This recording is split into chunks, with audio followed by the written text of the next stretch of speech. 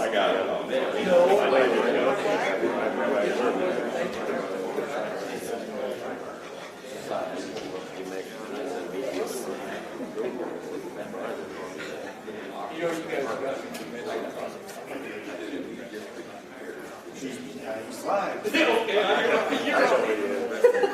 know how I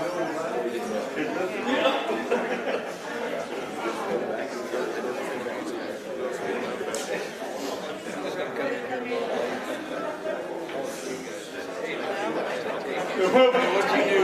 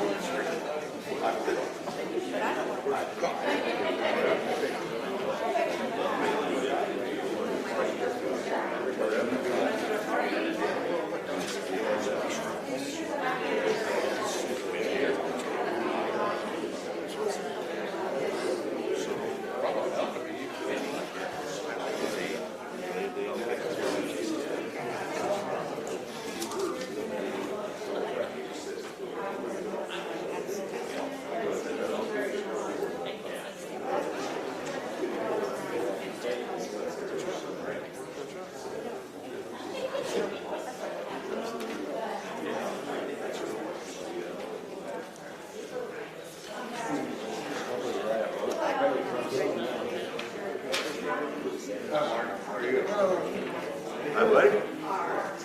Good.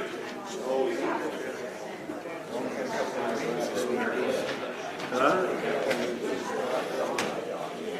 They don't trust us. They have to slash me and Bob down.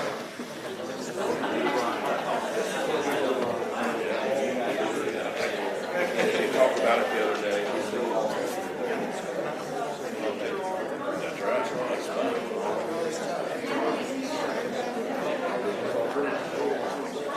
That's right.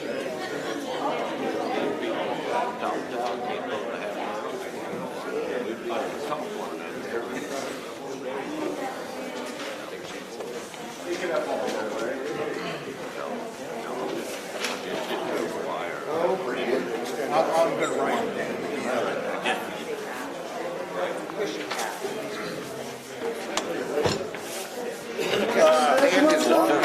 One yet. Well, yeah. One right on. Planning commission. What do they get paid for that credit?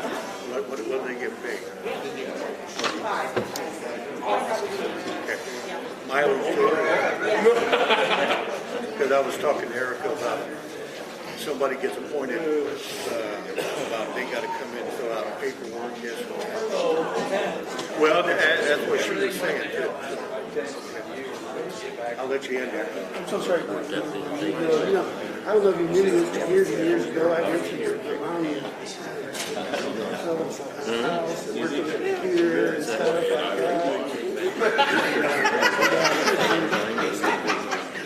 My legs are I know they're all expensive. They're all expensive.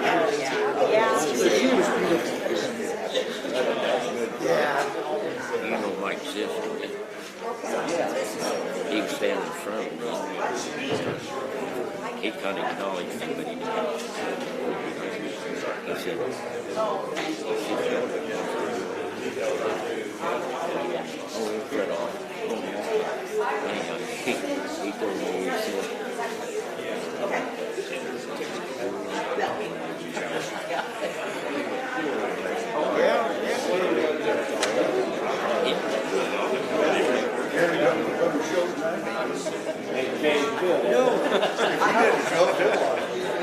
I'm like, okay. Oh, okay. Oh, we made it. Yep. Went down, where to go. Hey, I don't want to scare you off for you. Nope, not mine. You're at No, I went over there. Bobby? Yeah. No way. You were going, Looked like you just woke up. okay. I'm right here. I started 4 and like 5:15. Yeah, I had to start when I left. And then there's another one next Thursday that they're going to present then, next Wednesday. Next Wednesday. Hi, Sharon. Fine, good article. I don't know about Well, they will go to a good purpose. Thank you in behalf of the Lions Club. Thank you. Yeah. But sometime around noon or 1, pretty good. Got an order, but there's 3. Anybody else. That was the main thing. You had to have that. Couldn't do it. So that's why I'll be there.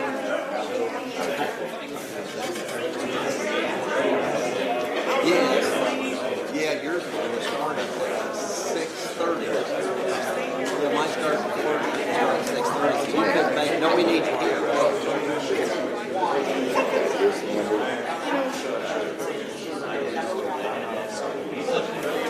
Yes.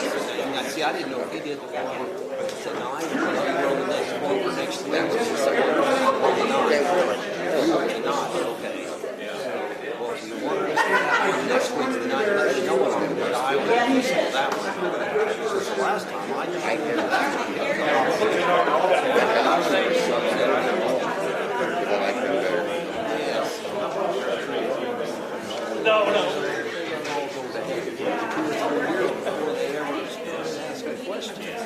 That's what they like.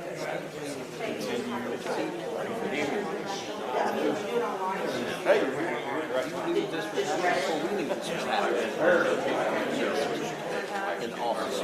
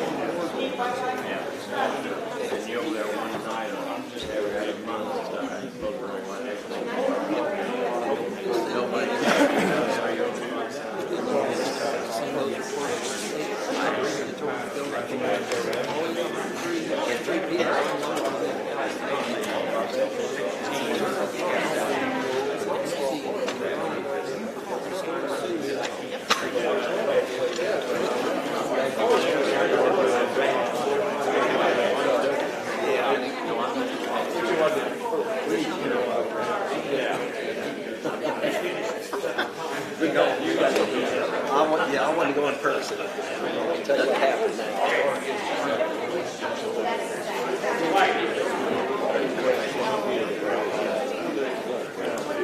Thanks, Steve.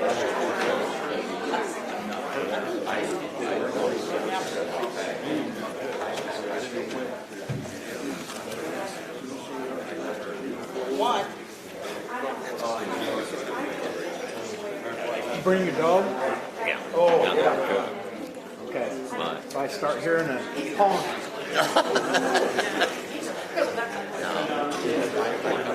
Yeah, I didn't know here in town. Oh, okay. Well, we all, I mean, friends. We're praying that you're praying. Yeah, yeah. There's nothing wrong with Everybody got that. friends. Everybody has. I do Some myself. that don't have should have. I kind of got watching the Over here. and everything.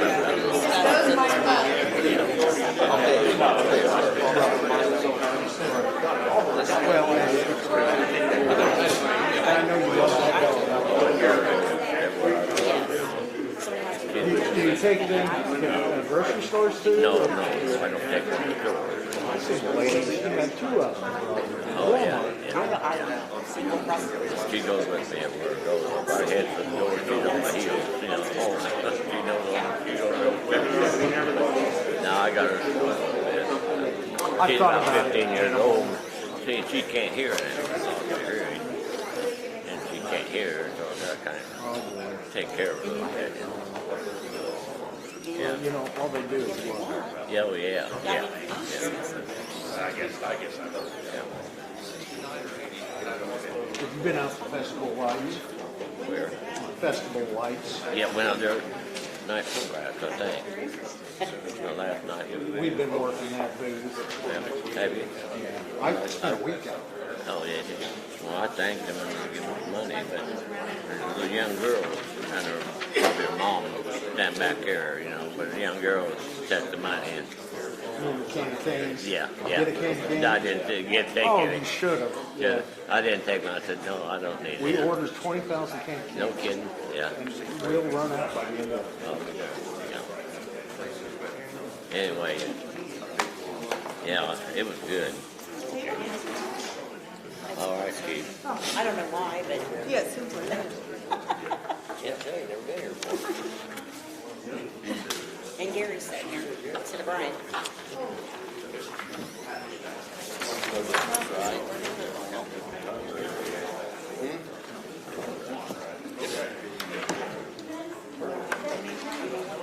Hi, good morning. How you doing? I'm good. How are you? Good. I hope.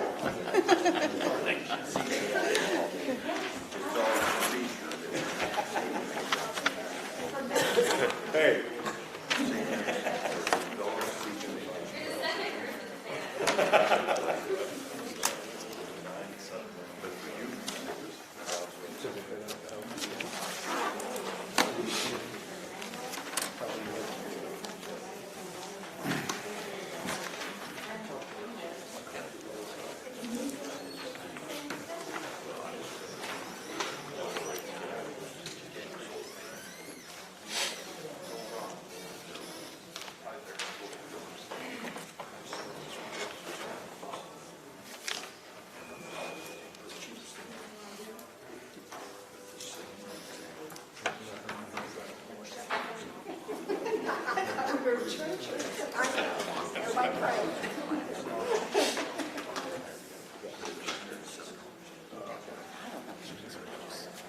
Mine's not working.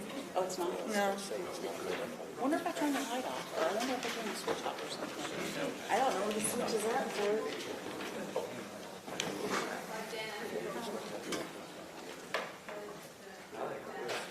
This It does? is plugged in?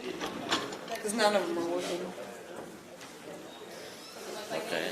I can't see nothing down here. How come we're shoved up there for something? Keep track of it. You know what's down there? Yours is connected to that table. Yours isn't working either, so. I wonder if I shut the switch off. I bet it's on us. I bet it's on the switch. Here, let me go turn on. Let me go turn on the one that I thought I shut off. And a mess.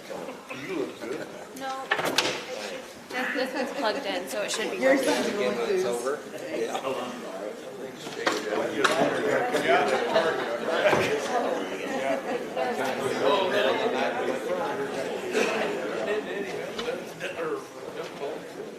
Nope, never yet. Can we get new rollers on these?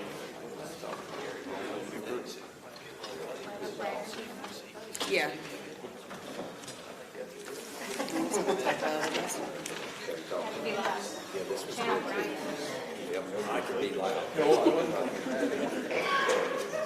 You'll do fine. That's right. They're both plugged into the strips down there are on, so I don't know. Just tell them talk loud. Yep. I talk too loud. Okay, 7:02, so we'll call the meeting to order, and we'll start out with the Pledge of Allegiance and the prayer. Our Heavenly Father, Lord, we just thank you for this day. We thank you, Lord, for the privilege of living in this country and in this state and in this county. Lord, we know, and you know, Lord, how much work we have before us. We ask, Lord, that you will give us discernment tonight. Lord, may we make the right decisions for you. In Christ's name we pray. Amen. Amen.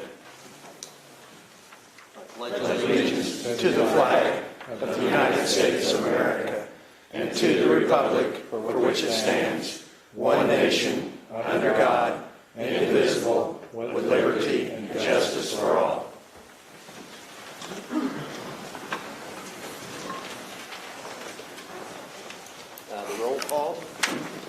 Barr, Yes.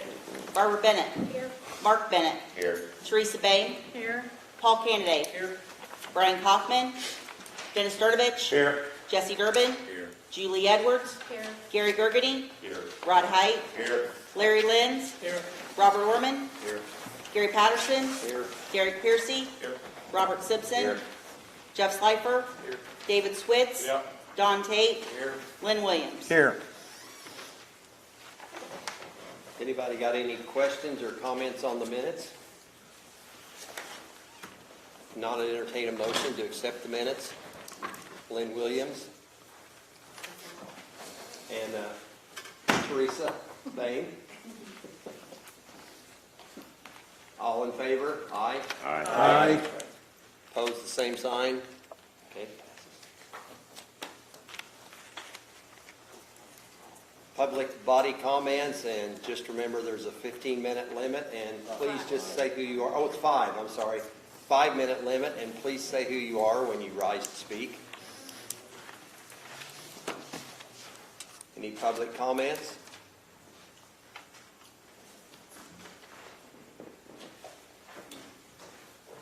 I'm Dave Ogden, Shelby County resident and taxpayer, and felt it was time that I needed to come address the board. I voted for a lot of the members present as a taxpayer. Let me be very clear, it's nothing personal towards anyone. However, I feel some of the decisions that have been made are not in the interest of us as taxpayers. I would ask that you listen very closely that there is a train heading towards Shelby County. I ask that you rescind the outsourcing of payroll, which is, I feel, illegal. We have a competent staff that we as taxpayers have elected to do this position. I am seeking legal counsel on this matter. There's several options coming out. The name on this train currently right now is Key Tam Action. It may be the name, I'm not sure. As the train gets closer and more cars are added, it's going to be harder to stop. In 1968, Johnny Cash nailed it in a song. I hear the train coming. It's rolling around the bend. And it ain't seen sunshine for a long time. And I don't know when. So, with that, anytime you hear a train whistle out here, just know if you don't rescind that, the train is coming. The other issue I feel needs addressed is the Shelby County Poor Farm. It should be a unanimous vote to custom farm this land for 2022. It cannot sit idle again. There's been a disservice on the board's part at the cost of us as taxpayers. And the thought of hiring a bank manager or firm to oversee it is unacceptable. A lot of the board members have farm backgrounds, should require little time, little effort to get this going.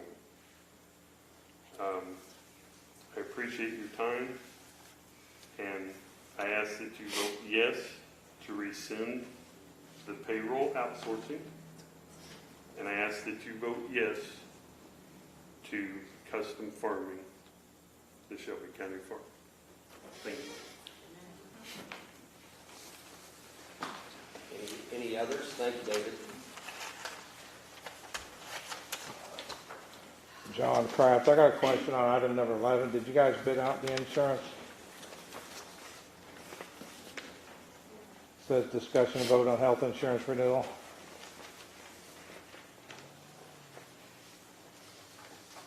I honestly can't tell you. I'm not on that committee. Insurance is required to be bid out. And there you have a letter or a consent in writing from the Department of Transportation to appoint an acting county superintendent. And does your choice meet the definition of a competent person in section 5-201 of the Highway Code? That being a registered professional engineer with 10 years experience. 10 years experience? Well, you Say can, 10 years. he could have a baccalaureate degree from an engineering, from a reputable school with at least 2 years. That's in section 5-201A, 5-2012A, or B, or 10 years experience if he's already been a county engineer prior to 1989 or 1980. So is your appointment a competent person that has an engineering degree, and do you have the approval in writing from IDOT to appoint him as an acting engineer? That's my question. Okay, thank you. Is it an engineering degree, or is it graduating from a college with a bachelor's that offers engineering? What did you say? It's in the statute. I believe the bachelor degree in engineering applies to the, well, shall also have at least one of the following. So a registered professional engineer certificate issued under the provisions of the Professional Engineering Practices Act of 1989, and at least a bachelor degree with 2 years experience in civil and highway engineering, or 10 years practical experience in civil and highway engineering. But they also, according to this, you want a copy of this? No, I just want to hear what you had to say. I'll give it to you if you want to read it. I wanted to be clear. And the other section specifically says, section 5-204, the county board may, with consent in writing of the department, appoint any competent person as acting county superintendent of highways. I don't think they would define competent person as somebody that's able to wake up in the morning and eat 3 meals and go to bed. I think they're talking about competent to be a county engineer with license. But the DOT would have to certify, and that's what you said, correct? They don't have, this doesn't say certification, it says with approval in writing. Approval, okay.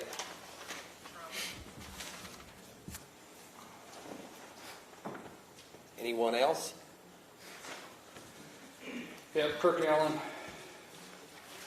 If you folks intend on complying with the audit requirements for the sheriff's office, may I suggest you make sure an accounting for the missing guns and discrepancies in the money is received, refunded, and deposited or looked into.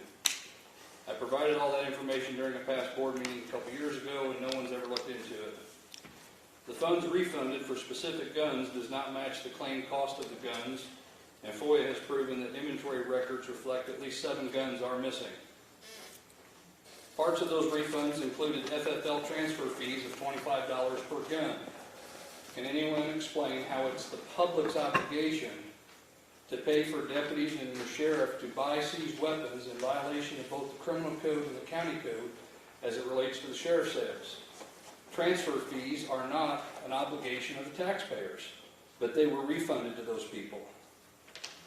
Additionally, emails confirm from gun sales, funds from gun sales was used to offset the cost of equipment purchased. That email was provided to the auditor in July of 2018, or from the auditor. However, for reasons unexplained, the sheriff's office, and I understand we have a new sheriff is coming up to speed on this. This is all dealing with the past Sheriff Coons, has no records of any such purchases of equipment. The email confirms that the auditor, the past sheriff, the past county board chair, and Tina had a conversation and confirmed those funds were used to reduce the cost of equipment purchased. So which is the public to believe? An email from the auditor that confirms a conversation with 3 county officials that claims the gun money was used to buy equipment? Or the recent FOIA response that now takes a position no equipment was purchased? Both can't be true. While the Sheriff's Committee may have access to the bank statements, it's clear the Treasurer has not had access, and it's now crystal clear the stories don't match when the right questions are asked.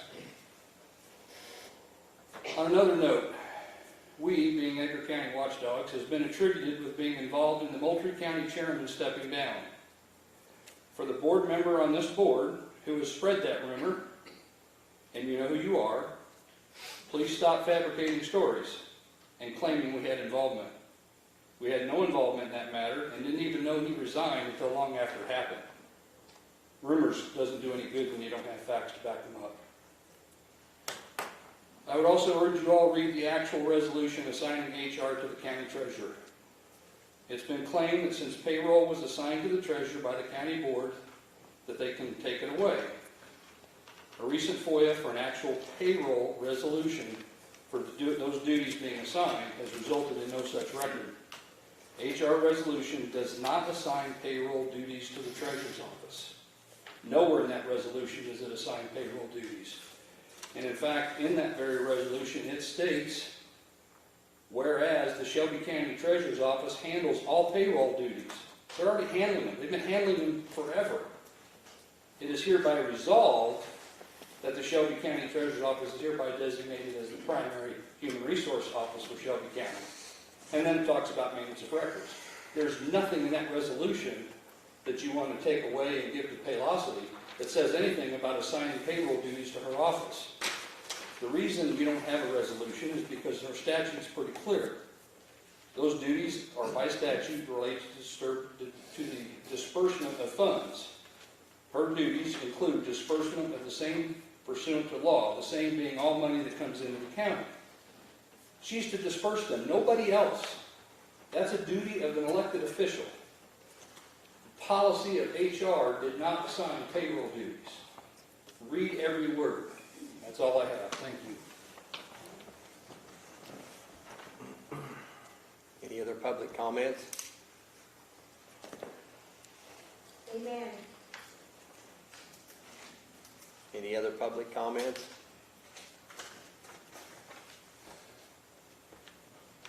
Any other public comments? Okay, we'll move on.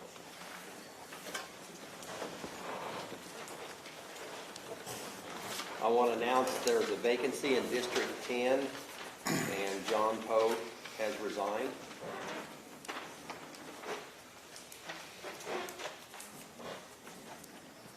Item number 6. We have an appointment for District 4. Okay. Is that, we don't have it. Okay, that's been pulled then. Okay, we can take that item from the agenda.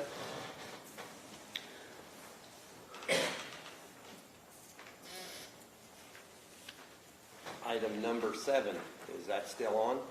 Okay, item number 7, District number 10 has an appointment of Sharon, is that Ongman?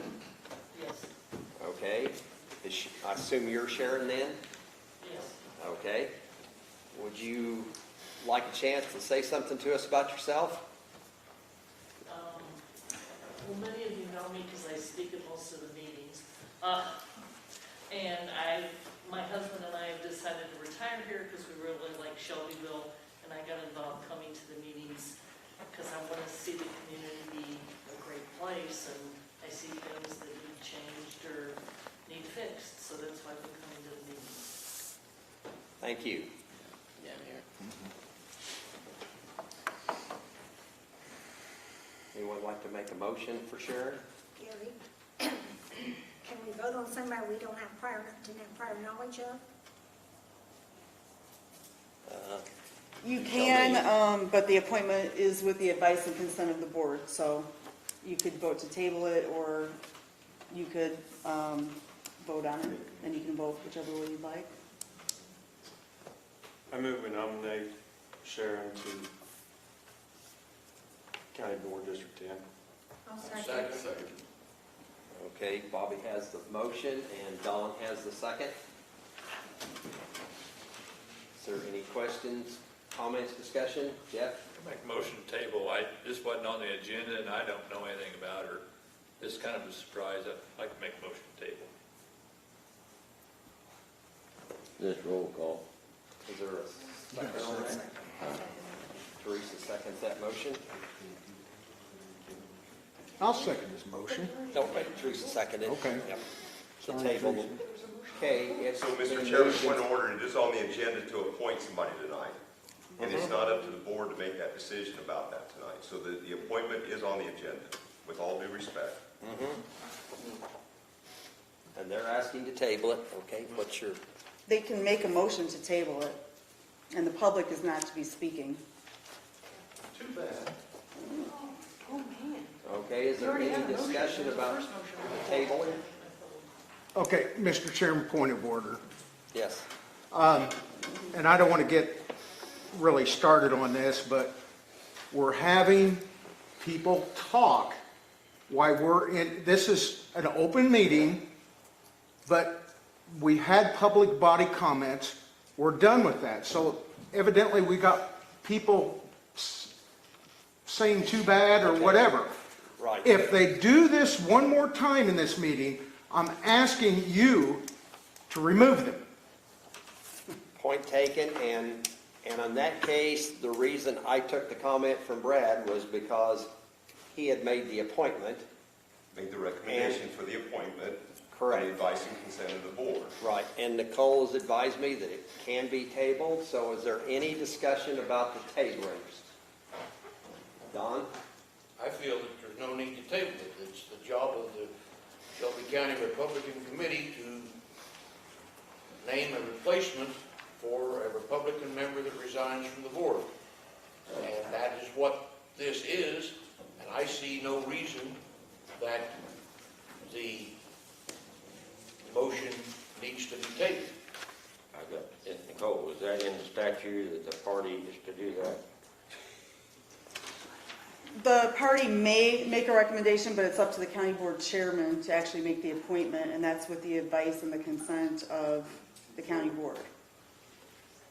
And there's an Illinois Supreme Court case on it that holds that a political party is the same as a private citizen. It's the power of the state to appoint vacancies such as the county board. So it's the county board chairman's appointment.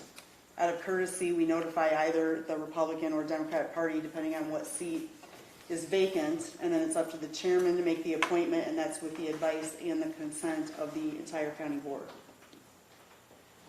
Okay. Teresa? You know, I haven't been on here that long, but since I've been on here, usually the vacancy is announced 1 month, and then the following month, the person is presented to the board and stuff the following month. The vacated seat sits empty for a month, and then the next meeting, it comes out on the agenda who's going to fill it. This way I've seen it happen. Specifically, what information do you guys need? Because I was appointed, I think, 3 months ago, and I don't remember being interviewed or questioned by anyone for information. Your name was on the agenda. I gave her a chance to tell about herself, and we're going to vote about her. I don't think I asked her a single question other than what she'd like to talk about herself. And I don't think anybody else did either. I mean, and I can talk more. Nope. I mean, we table a lot of unnecessary things. I feel like if we're going to appoint someone, if she's capable and you guys have questions, let's ask her the questions now, get this voted, get it passed, and let's move on.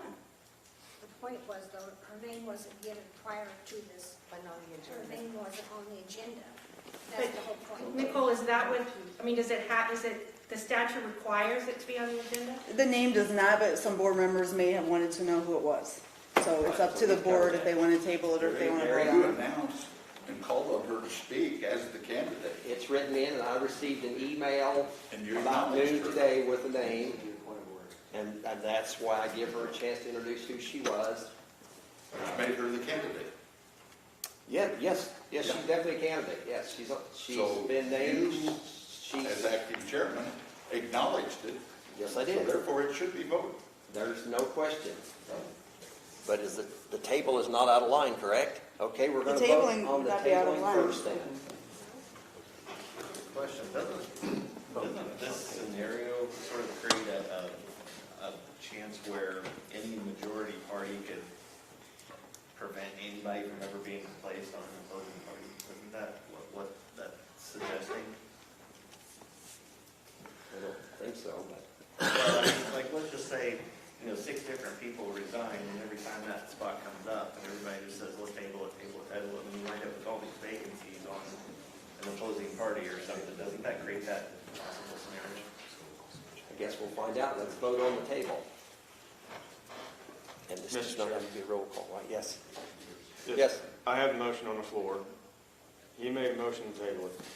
If you're in favor of tabling it, vote no on my motion. It's as simple as that. Vote it down or vote it up. But vote, the table isn't the issue. Vote the motion that was first on the floor. You entertain that? I thought you entertained the table first. Right, because maybe some people would be in favor of the appointment, but they may want more time to consider it or look into it. So they may want to Okay, table so it. we've got to vote on the table first, just so people consider it if they decide to table it. Mr. Chair, I pull my motion. You want to pull it? Okay, motion's been pulled. Okay, we will vote on accepting Sharon into District 10 on this board. I would do one. Okay, let's do a roll call vote on this. And this is for what now? This is for Sharon to come on the board to represent District 10. Kenny Barr. No. Barbara Bennett. No. Mark Bennett. Yes. Teresa Bain. No. Paul Canaday. Yes. Dennis Dernovich. No. Jesse Durbin. Yes. Julie Edwards. Yes. Gary Gergany. Yes. Rod Height. Yes. Larry Lenz. Pass. Robert Orman. Yes. Gary Patterson. Yes. Derek Piercy. Yes. Robert Simpson. No. Jeff Slifer. No. David Switz. No. Don Tate. Yes. Lynn Williams. No. Okay, motion to appoint Sharon Oman passes 10 yes to 8 no with Barbara Bennett, Teresa Bain, Dennis Dernovich, Robert Simpson, Jeff Slifer, and David Switz, and Lynn Williams voting no, and Larry Lenz passing on the vote.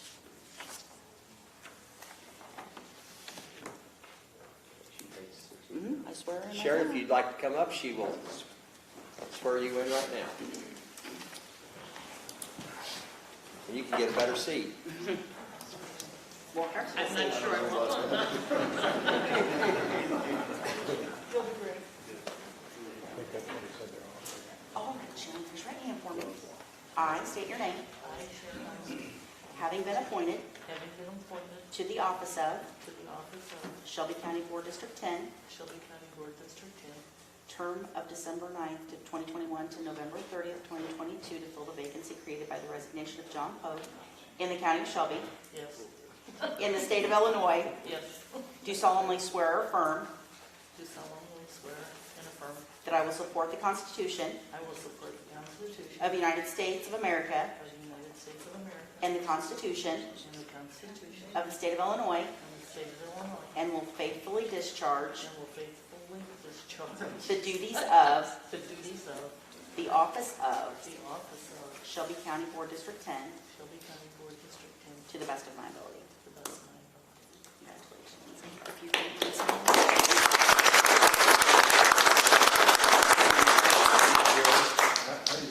I'm signing here. O-N-G. O-M? No, I mean, I'll Nancy. answer anybody's O, questions. N as in Nancy, G, Mary, Not from here. Alan, I'm not Nancy. going So just have a seat for us. And Sharon.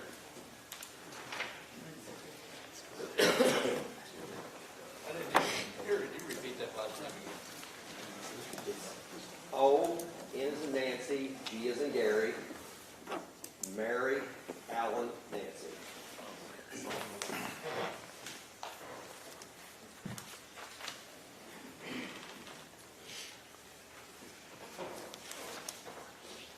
And next up, number 8. Will be Nicole. Number 8 and 9, we would like to address next month. There are some additional details that are being worked out on both of those memorandums of understanding.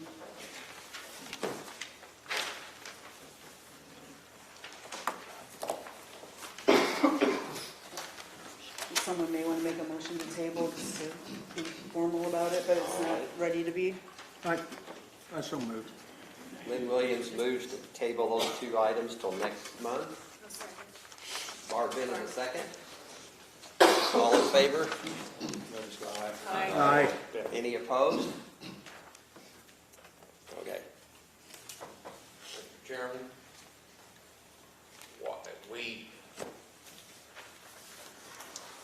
number 6, we just pulled without a vote. Why do we have to do that on this? I mean, just point of order. The question, I guess, is why that was necessary. Well, 6, I guess the name's been withdrawn, so there was no need to vote on it. He apparently The name was didn't not take the withdrawn, appointment. just he wasn't present tonight. Also, his name, okay, does somebody want to move to table that one? I did not realize the name wasn't pulled. On number 6, I'll make that motion. Teresa will make the motion. I'll second. All in favor? Aye. All opposed? One opposed? No, okay. Yeah, there was. Date. David, okay. David Switz was the only no on that one. Chairman, then does the original table motioner and seconder on both of these items have to motion to remove the table next month? I think so. Okay.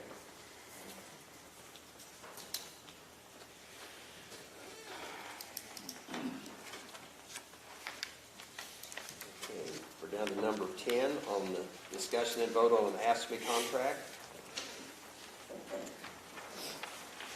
This is a proposed memorandum of understanding. We had an issue with Brad Hudson, who's in charge of animal control, and he ended up potentially having to file a grievance regarding some payment. And it became apparent that since he's the head of animal control and also a part of the union, he's in a unique circumstance, whereas his grievance procedure was not outlined in the AFSCME contract.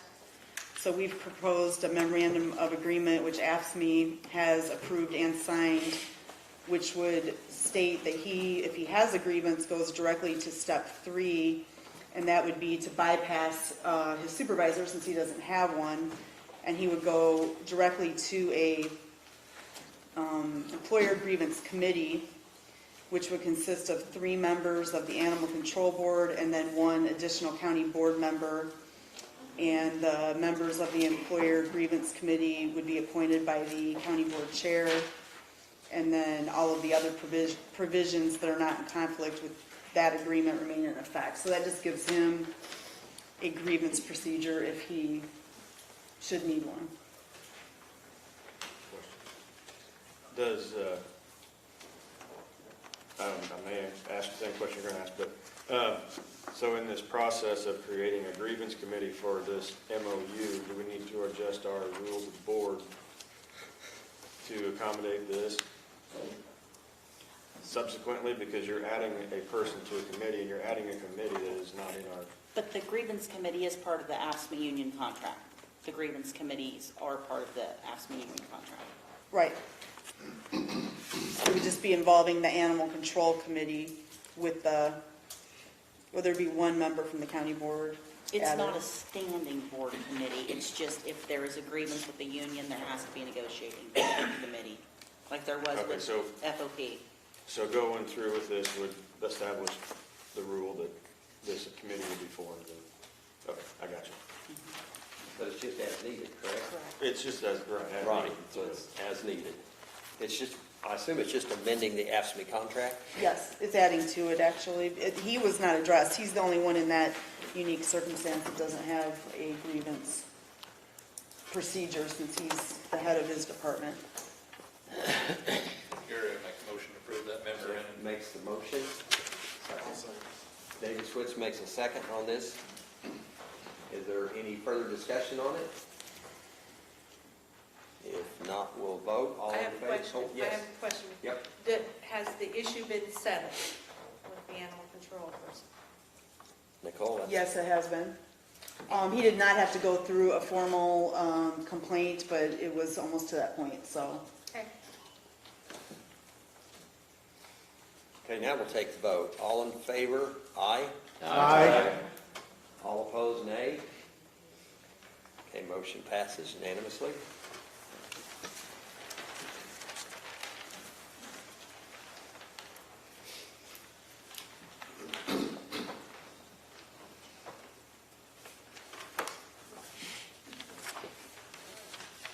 Okay, the next item up is Barb Bennett on the Insurance Committee.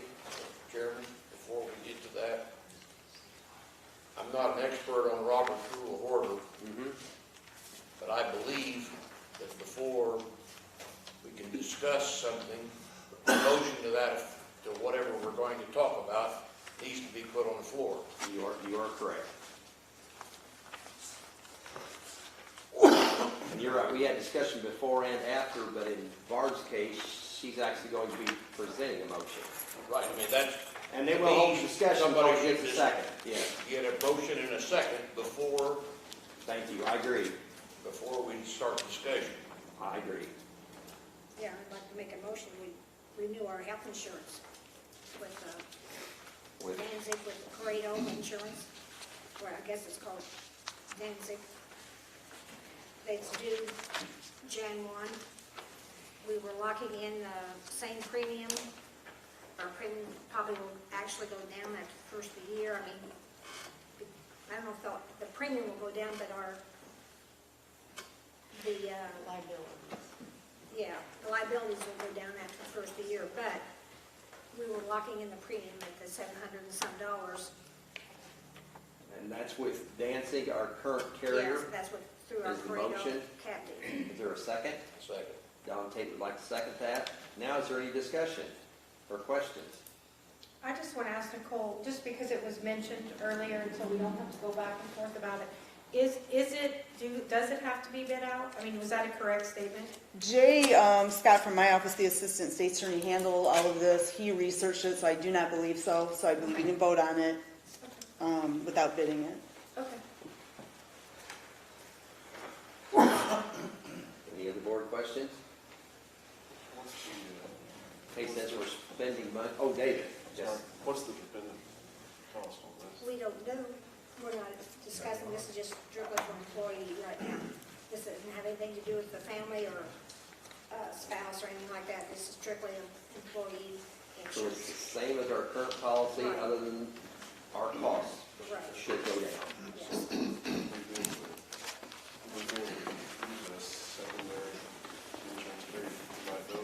I don't know.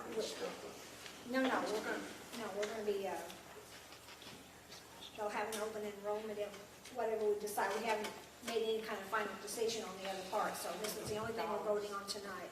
Okay. How long is this in effect? This is for a year. For a year? It's Jan to Jan. Any other questions from the board? Yeah. What is our annual premium run roughly? We were told it's approximately $750,000 a year is what our annual premium is. It's And that's the county's part? yeah. Well, that was my understanding.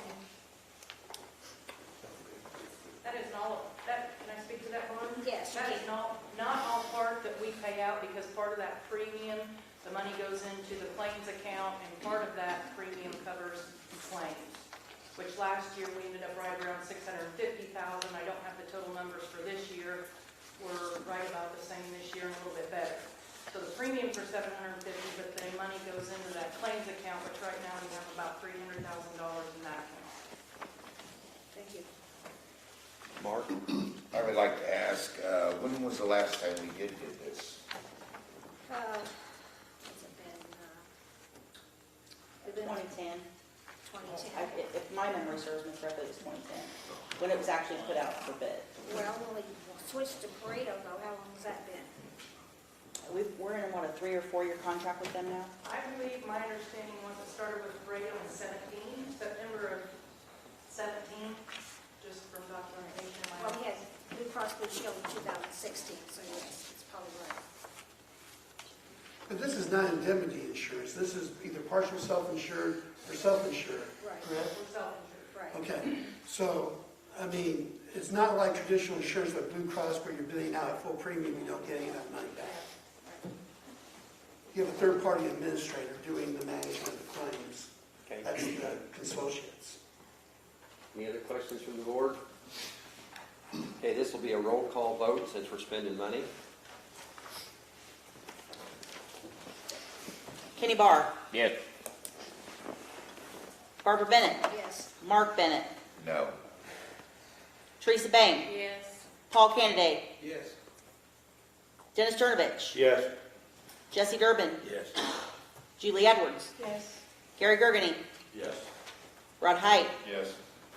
Larry Lenz, Yes. Robert Orman, No. Gary Patterson, Yes? Derek Piercy, No.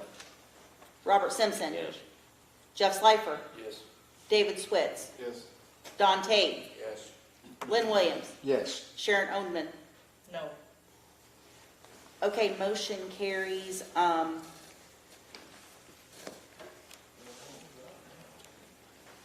16 yes, 4 no, with Mark Bennett, Robert Orman, Derek Piercy, and Sharon Oldman voting no. So the motion passes. Number 12, discussion on the contract with the Appellate Prosecutor's Office, and that'll be explained by Nicole. The resolution regarding the contract with the Appellate Prosecutor's Office is something that's approved on an annual basis. It's already in the state's attorney's budget. We requested money for it. This year it is $7,000 for the entire year, and it's a contract with the Appellate Prosecutor's Office where they can act as a special prosecutor when needed and appropriate and appointed by the court.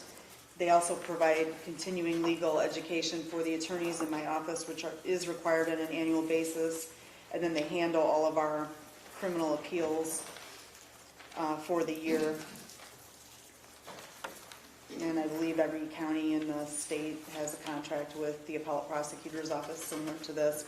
They charge based on the size of the county. Like larger counties may have to pay $20,000, for instance. I believe that's what we paid in Macon, but Shelby County, because of our size, is $7,000. Motion. Denny makes a motion to accept. Second. Barb makes a second. Are there any questions on this now? I have a question. Playing devil's advocate here, what happens if we don't do this process? I mean, you talk about education and more or less a backup prosecution on your behalf, but is there, I'm just asking, is there a cost savings where we could use neighboring states' attorneys to fill in your spot or something like that?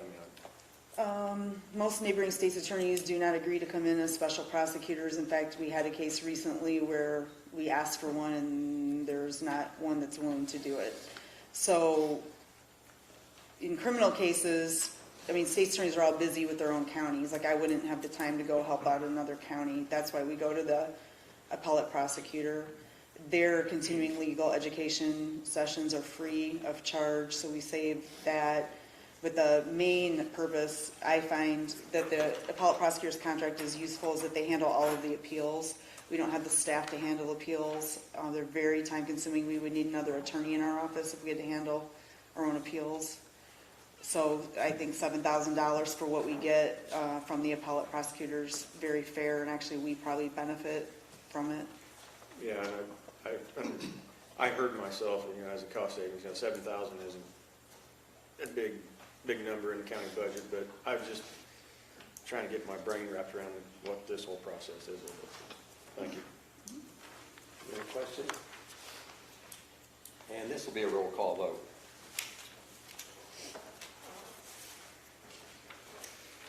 Kenny Barr, Yes. Barbara Bennett, Yes. Mark Bennett, Yes. Teresa Bain, Yes. Paul Candidate, Yes. Dennis Cernovich, Yes. Jesse Durbin, Yeah. Julie Edwards, Yes. Gary Gergany, Yes. Rod Height, Yes. Larry Lenz, Yes. Robert Orman, Yes. Gary Patterson, Yes. Derek Piercy, Yes. Robert Simpson, Yes. Jeff Slifer, Yes. David Switz, Yes. Don Tate, Yes. Glenn Williams, Yes. Sharon Oman. Yes. Motion passes unanimously, 20 ayes. Next on the agenda, we're moving down to number 13, and Sheriff McReynolds. We can actually pull that item based on the status of the dog at this point. We aren't going to be able to proceed with that resolution. Okay.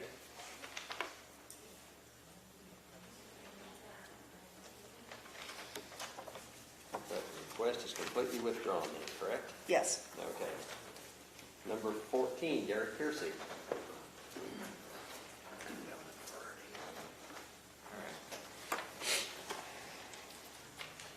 I did some reading, so I'd like to make a motion to rescind the action on the outsourcing payroll based on 55 ILCS internal operations, county resolution 2019-26, AG opinions 1329, 91-011, and 1260, and also case law on Heller v. Jackson County Board. If I can get a second. And Gary Virginie seconds. And I had some follow-up to that. Now, questions or comments? Derek first? Yeah, I had a little bit more info on that. So, I don't know if that in the packet it all wound up in order anyway, but I'm going to start with this part here. So, 55 ILCS, there's, if you see this page here, there's 4 different sections for internal operations of office, and they all read the same. I'll just read one of them, and you can substitute treasurer, auditor, state's attorney, or county clerk, any of those out. All the rest of the statute reads the same. So internal operations of office, and I'll just read the treasurer shall control the internal operations of his office and procure necessary equipment, materials, and services to perform the duties of his office. So these statutes all read the same, all 4 of those offices. So if any case law or any AG opinions reference those sections of it, as in, the necessary equipment, materials, services for that office, we can agree that's going to reference the other sections of that. And that's in one of the AG opinions too. One of those bits of information it's relative to the other ones. It's all kind of the same. So I guess does everybody agree these all read the same, right? They're all word for word, with the exception of a couple of words on the end, like of the clerk's office.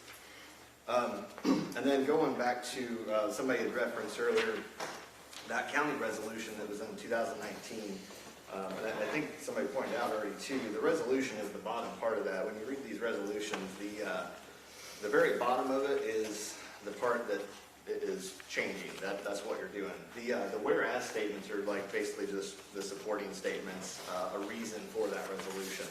The whereas statement read that the treasurer's office handles all payroll duties, payment of sick and vacation time. So when this was signed in 2019, that means the treasurer's office was already in charge of payroll duties at that point in time. The change was that they assigned the treasurer's office as the primary human resources office for Shelby County. Further going on that office will be responsible for new employee paperwork, accurately track sick, vacation, and paid time off, in addition to maintaining accurate payroll records of all county employees. So that's something that everybody passed here a couple years ago.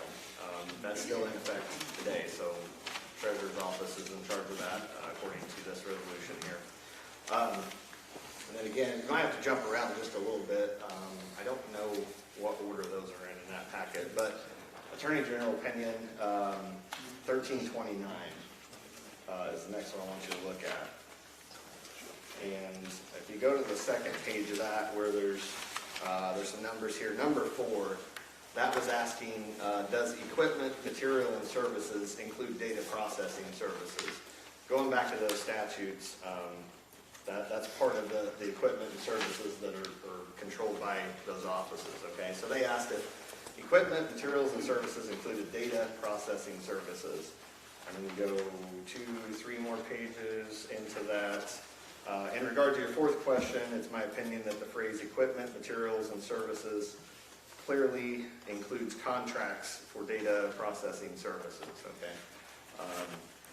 So that's pretty important, I think. And then we get to the next AG opinion, that's the 91-011. This one was asking whether a county board could use its budgetary authority to circumvent the internal control of the auditor. Remember, auditor you can swap out with treasurer, state's attorney. That's the extra language that goes with that statute. It's all the same.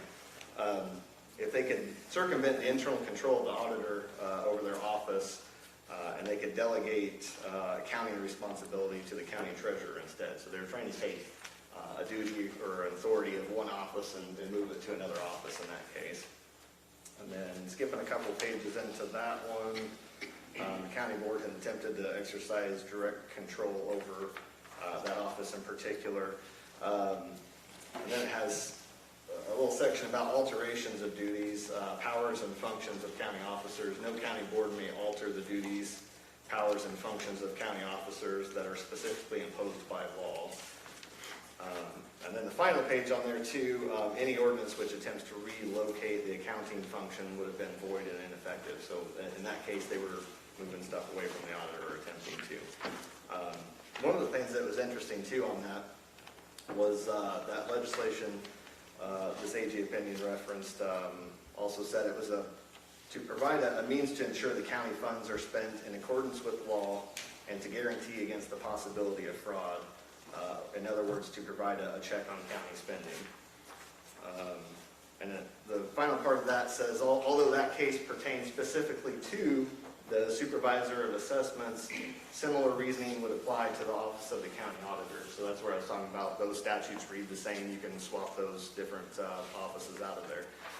And then I want to get to the one that's most important. So the question here is, can the county board outsource payroll, right? That's been the debate. This is AG Opinion S-1260. Anybody can read these too. If you go on Attorney General's website, there's all the opinions. It's separated by years, and there's a little category. It has counties, and I went through and read all the counties. There's a lot of other stuff there, though. So this one, the question is, can the county board, or does the county board have the power to contract with a private firm for the data processing of voter registration lists and county payroll checks? That's the exact question that we have, is it not? Anybody disagree with that? Is that the question that we have? Can the county board do it? Okay. I mean, I don't, what's the disagreement? Now wait a minute, one person at a time. So I mean, that's the question that we have, okay? The answer to that in this AG opinion, 1260, it's my opinion that and I'm quoting this, in my opinion, the county board does not have the power to regulate or contract for the 3 items mentioned. And that includes county payroll checks. That's down here towards the bottom of the page. For the county board to contract with a private firm for the data processing of records of these items would violate the county clerks. In this case, the clerk was processing the payroll. Would violate the county clerk's right to procure the necessary equipment, materials, and services to perform the duties of their office. So I think that one's pretty clear. That's asking if the county board can do a contract with a private firm to outsource their payroll. The answer is no on that. That's already been answered. And then somebody decided to do it anyway, and that was the case, that was Heller v. Jackson County Board, number 8. Mine, I should have turned in a highlighted section, but number 8 here. They were ordering supplies and equipment for the office directly without following practices. So basically, they were kind of circumventing what was allowed for them to do versus that office to do.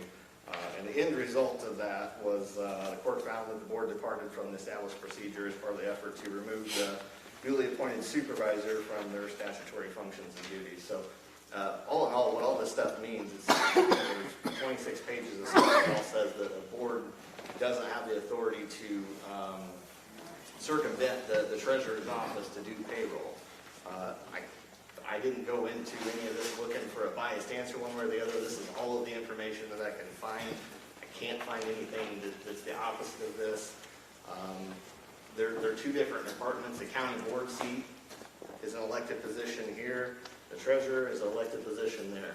She can't come in and tell us how to do everything. We can't tell her how to control the internal operations of her office. So anyway, with that, I would ask for you to rescind that the payroll policy that's there now. Any other comments? David? Is that your legal opinion? What's that? Is that your legal opinion? Yes. So when did you graduate from law school? Recently.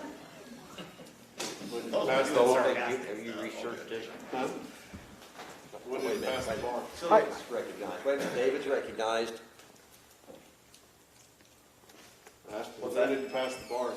You're not required to have a law degree to sit on a county board. What you're required to do is So nobody taught you how to read case law then? Taught me how to read.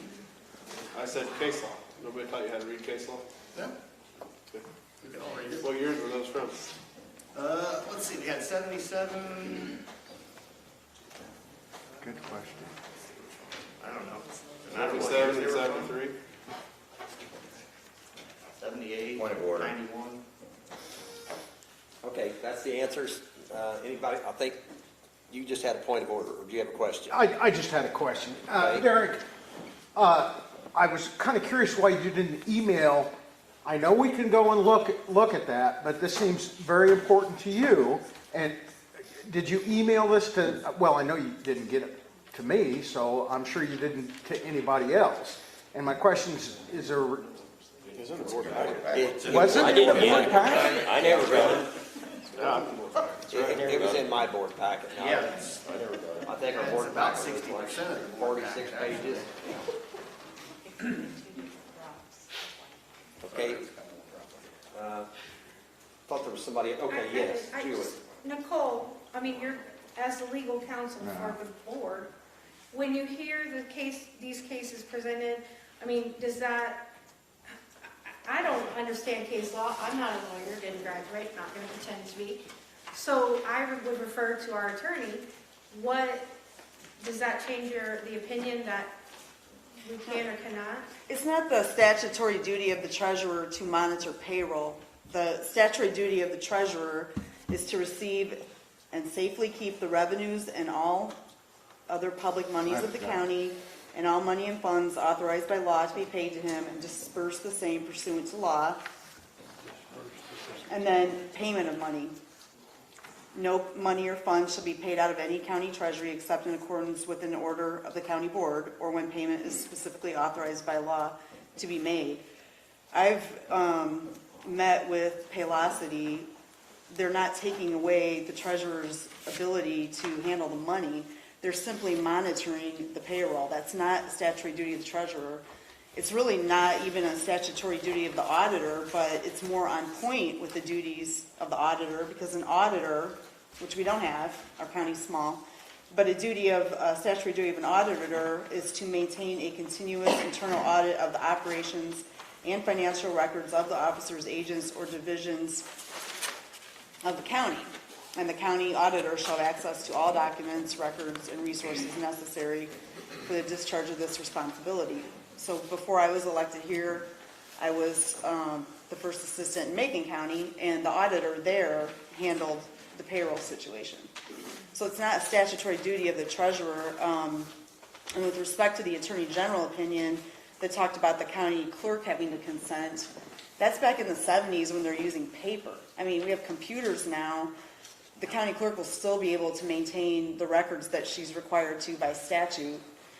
Paylocity's not taking that job away from her. And I do know that this is very confusing. So if the board would like a written opinion, I am happy to give one. We are not going to make the deadline to transfer over to this by January 1st anyway. So it's really not time urgent, and I'm happy to provide a written opinion. Sometimes those are easier to understand than talking without you being able to visualize what I just read. Mark Bennett? I have a couple of questions. Where does it state in any of the statutes that the county board does have the authority? And what other county in Illinois is actually doing this particular procedure? The specific statute was in the resolution that was passed. I don't have it right in front of me, but the county board has the right to pass accounting systems that are acceptable. And other counties do it. I don't have the list of exactly who, but there are at least 2 counties that outsource with a company that is like a competitor of Paylocity, so it'd be the same sort of company, just a different name. So we don't have an actual example of a county that is doing it, and we don't have an actual statute that you've named that The allows statute was us in the resolution that you I passed. can't answer part of that Excuse me, I'd question. like to finish my question. Oh, that's fine. I had an answer for what she didn't have an answer for. Kind of interrupted both people. Okay, go ahead. So we don't actually have a statute that says the county board in possession that you can tell us when we have these other statutes that we presented and we've asked for the last several months, proof that the county board can do it. And we still don't have any proof. Well, I've just volunteered to issue a written opinion if you would like a written Okay. opinion. If you don't mind, I have another question to that. Have you already been asked to submit a written opinion Not by the county board. If the county board by an would like, individual? I don't respond to individuals with legal opinions. I will respond to the county board. That's who I represent, is the board, not individuals. And Was if it the a board member? One board member. If the county board would like an opinion, I will write one. Last meeting, the motion was made for a written opinion, and that was not approved by the county board. I serve the county board. If you would like a written opinion, I'd be happy to give you one. It was not myself. It was another individual of the board. Is the reason I'm asking. Okay, but if the board wants an opinion, I'd be happy to give it to them, to you, as the board. Okay.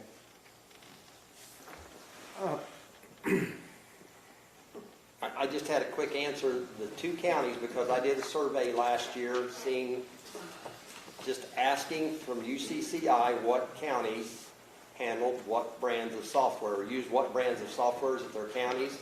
2 of them responded because I asked for payroll, accounting, just what companies did they buy software from. And 2 of them responded that they use Paycom for their payroll, so they don't have payroll software. That was Madison County and Monroe County, and that was done in November, actually October 30th of 2020 I did that. And I didn't even ask for that information, but 2 volunteered me that information. Could you repeat those counties? Madison and Monroe. Thank you. They both said they had Paycom. Yeah, Wait a minute, was there? I think you were ahead of Lynn. if I okay, remember that's right. fine. Why do we need to pay twice to have it done? We've got a treasurer. Why are we going to an outside source? And I know I was told 15,000. Do we have a contract or any documentation that says what this is going to cost us? I can answer that. We received a quote from the company, which we shared that at last month's meeting. But they've been asking for employee information and all kinds of stuff that we have no legal right to turn over. I don't know if we have a contract or not. They don't have the information that was requested yet to write a contract for your consideration. That's why I said we're going to miss the January 1st deadline. Last month, the board directed the treasurer to provide demographic information about employees. That was not done, so we don't have a contract yet to present for approval. Okay, wait a minute. Lynn? Okay. Derek, did this come from you or the treasurer's office, this documentation that you were reading off? The AG opinions? Yes. Yeah, just online. Did you, but you sent it to every county board member? Well, He sent it to me, and I Okay, sent it. okay. I never got nothing. You don't have an email. I It was don't in the, have an email. it was in the packet that I gave you the other day when Okay, you I were in the don't mean to office. start, I don't mean to, but, okay. evidently I missed that one, and it's very rare, you know, I got everything on the county board that Jessica, and I believe Jessica, if she said she sent it, she How sent it. many pages do you show? Do you have yours open? Yeah, I've got it open. How many pages does it says was in that attachment? But, I mean, I've got Jessica, I've got several different emails from Jessica. It's just not one. Jessica puts a lot of emails, and it's good information. But the board packet was all on one email. Yes, Mine was. and I have that. And mine was like 46 pages. It was 40-some pages. Give me 2 drops, my tablet, so you have to open both up. It might be my tablet. I mean, Jessica sends everything out. Okay. You know, All right, no questions got sent out. Mark Bennett. In asking for this information and not having a contract, the information they've asked for is for members of employment, their social security numbers, and a lot of personal data. So if we don't end up, well, you're turning it loose to other people instead of keeping it just with one department here. How many people, and I guess, how many department heads, should I ask? Do you feel comfortable having, and your employees, have their social security numbers? I don't know if I can speak for all my employees. I know when they were asked to give all their information for the family insurance, they did not provide that because they didn't feel comfortable, so it's kind of a similar example. Sharon? I'm confused as why we don't have an actual price, something about we can't give the information to them because there's no contract, but I mean, they should be able to tell us if we have 85 employees, it's going to be X number of dollars, I would think. They did exactly They based it on a guess that we Okay, told them, yes. so then we should have the exact price on what it's gonna cost. But back in February, when we got new software from CIC, I think was where we got new software, and I believe that was like $50,000, I don't have the exact figure. 56-ish, yeah. Okay, so is that a contract with them? Do we eliminate that? So we still pay $50,000 for that we won't use? Do we have a full payroll system with CIC? We have a full payroll. So you have timekeeping and everything available, we just choose not to use The it? unions still have not agreed to electronic timekeeping that I'm aware of. That wasn't my question. Does that software have electronic timekeeping in it? I thought we had asked them. Okay, so we don't have it. It has the capability. But did we not don't buy have that. it. We didn't buy it. The 56,000 did Yeah, not it's buy it. 15,000 for that software. Okay. We didn't purchase it because we can't use it. So then my question is, well, first of all, once they get the information, what guarantees do we have that there won't be data breaches? Or what if there's data breaches with Paylocity? Who's responsible for that? Does it come back to Shelby County? And I guess what problems, I'm confused, what problems are we trying to solve by going to Paylocity that we can't solve with this CIS, whatever we have now? What problems are we trying to solve that we can't solve? Let's answer that in 2 pieces. You can answer the part about security, I assume, because you've been talking with them, or... Well, anytime you have an age of computers, I mean, we had a security breach with our insurance company recently. I mean, that's just a reality of life. Both unions approved this, and my office is not in the union, but they're in favor of it, so that would indicate to me the employees of the county are in favor of this. And as far as I know, I haven't heard an objection from a department head other than the treasurer. Everyone else seems to be in favor of this. This is a modern way to monitor time for employees. So then what problems are we solving by spending another $15,000 that we can't solve without spending $15,000? David, would you like to answer that question? Sure. We have no way to track time. You have no way to let Track time. If you've been in here and listened to any of these audits, we have no way to track time. It's They all, turn in timesheets, correct? yeah. Okay.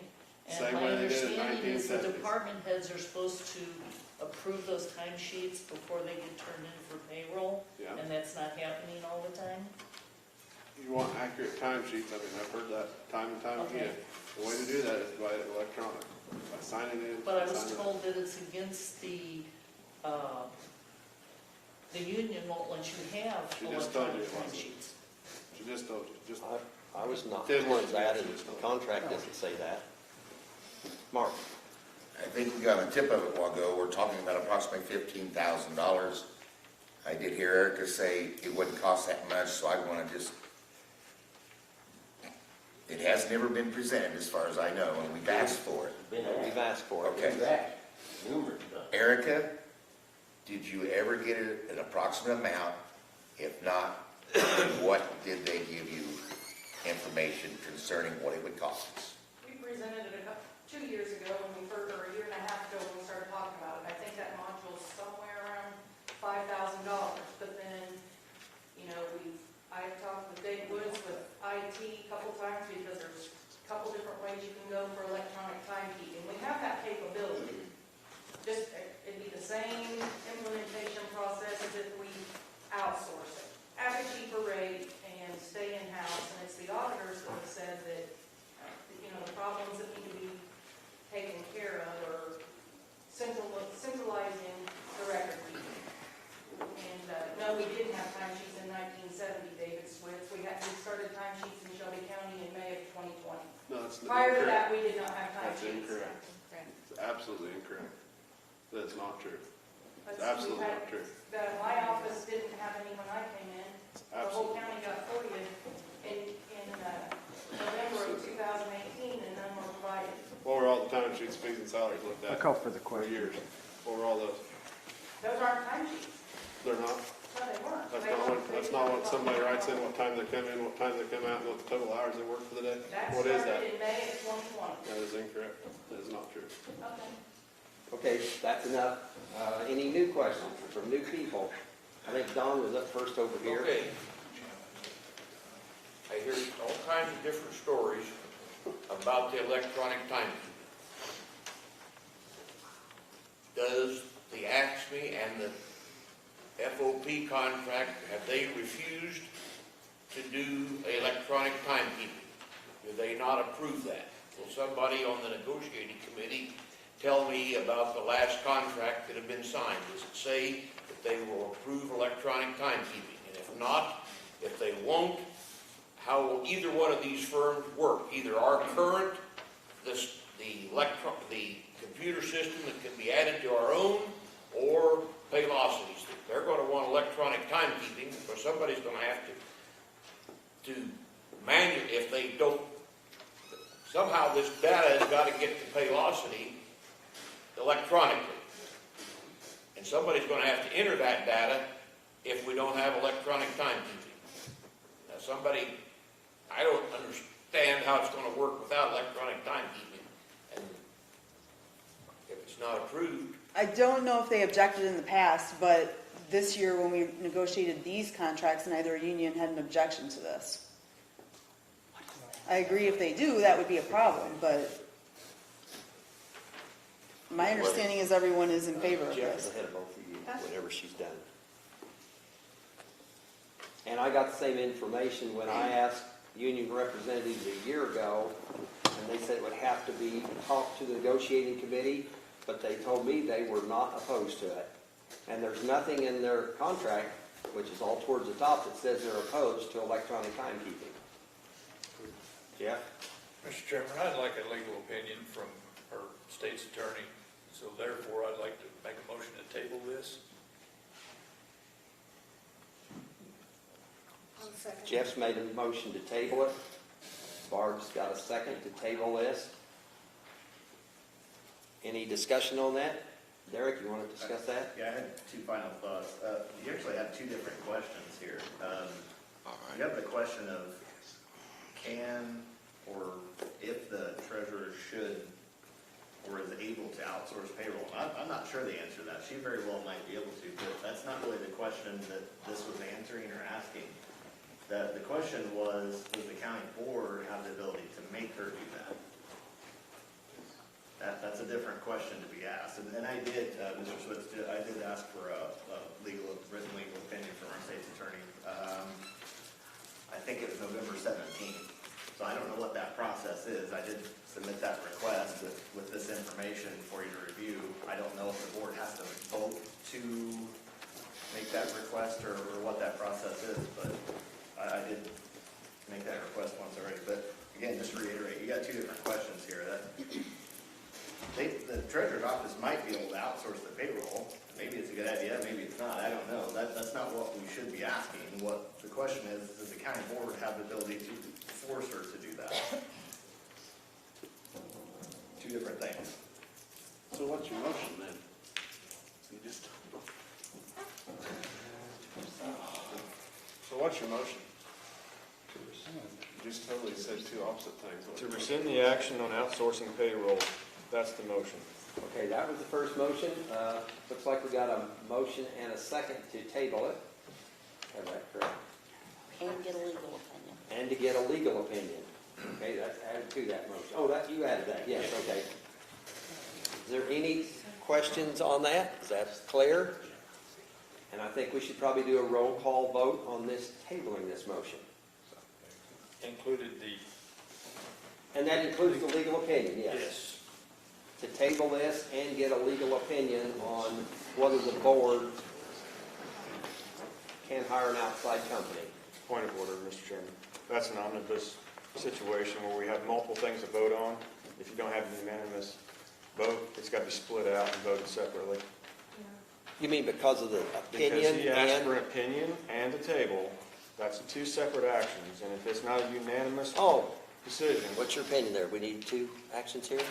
If you want to vote on whether or not to table it, I'm agreeing to give a written opinion, if that makes it simpler. Would you like to amend that and just ask to table the motion only? She said she's going to give you the opinion. Yeah. Or give the board the opinion, the whole board, correct? I want the Okay. legal opinion. Okay. And we still got a second on that? Barb, your second still? Okay, Barb's still a second. Okay, so we're voting about whether we table this. And we'll do a roll call vote, so there's no question. Kenny Barr. Yes. Barbara Bennett. Yes. Mark Bennett. Yes. Teresa Bain. Yes. Paul Canady. Yes. Dennis Sturdivich. Yes. Jesse Durbin. Yes. Julie Edwards. No.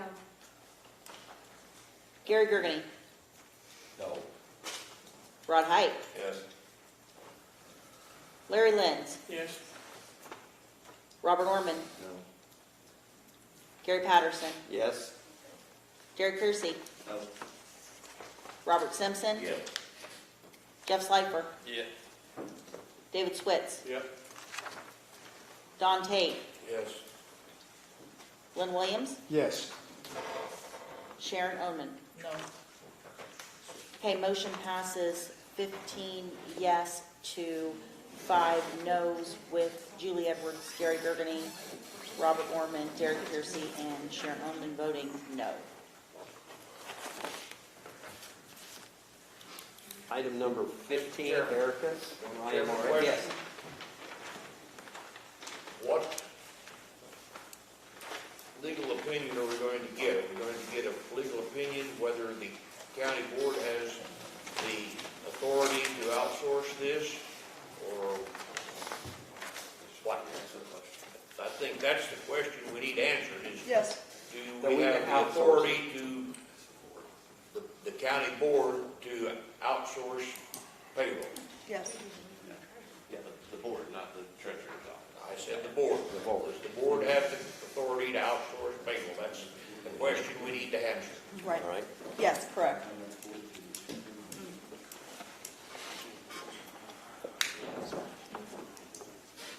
Erica, you're next up with IMRF. I'm requesting permission from the board to allow me to make a one-time lump sum payment to IMRF for $399,822.20. This will bring us out of the red to even. Anything that we leave in that negative balance as of January 1, we will pay 7.25% on. We just barely squeak by with the amount of money in the bank to make that payment. It shouldn't get us into any kind of financial trouble. Does the $399,000 include interest? No.